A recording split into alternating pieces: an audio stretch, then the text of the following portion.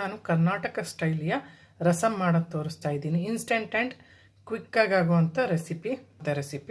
2 tomato, ತೊಗರಿಬೇಳೆ 1 ಕಾಲು ಬಟ್ಲು, ಕೊತ್ತಂಬರಿ 1 ಕಾಲು ಬಂಚು, 2 ಒಣಮೆಣಸಿನ್ಕಾಯಿ, ಸಾಸಿವೆ, ಹಾಗೆ ಅರಿಶಿನ, ಪೆಪ್ಪರ್ ಕಾಳು, ಧನಿಯಾ 1 ಟೇಬಲ್ ಸ್ಪೂನು, ಜೀರಿಗೆ 1 ಟೇಬಲ್ ಸ್ಪೂನು, ಬೆಳ್ಳುಳ್ಳಿ 1 ಬಾಲು, ಹುಣಸೆ ಹಣ್ಣು, ಕರಿಬೇವು ಎಲೆ, 2 ಹಸಿಮೆಣಸಿನ್ಕಾಯಿ, ತೊಗರಿಬೇಳೆ, ಟೊಮಾಟೊ, ಸ್ವಲ್ಪ ಅರಿಶಿನ, ಸ್ವಲ್ಪ ಎಣ್ಣೆ, ನೀರು,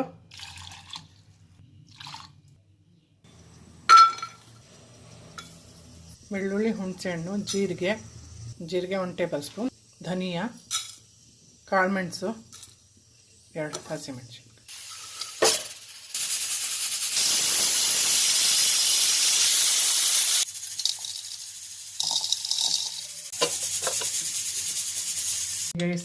ಬೇಳೆ ಟೊಮಾಟೊ ಹಾಕಿ ಕೂಗಿಸ್ಕೊಂಡಿದ್ದು ಆಯಿತು. ಸ್ವಲ್ಪ ನೀರು ಕೂಡ ಆ್ಯಡ್ ಮಾಡಿದ್ದೀನಿ.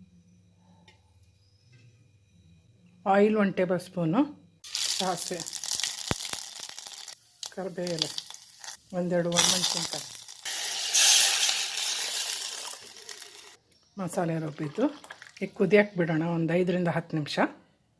ಉಪ್ಪು, ಸಕ್ಕರೆ, ಬೆಲ್ಲ ಇದ್ದರೆ ಬೆಲ್ಲ ಹಾಕ್ಕೊಳ್ಳಿ. Okay, rasam ready. Stove off ಮಾಡಿದ್ದೀನಿ. ಕೊತ್ತಂಬರಿ.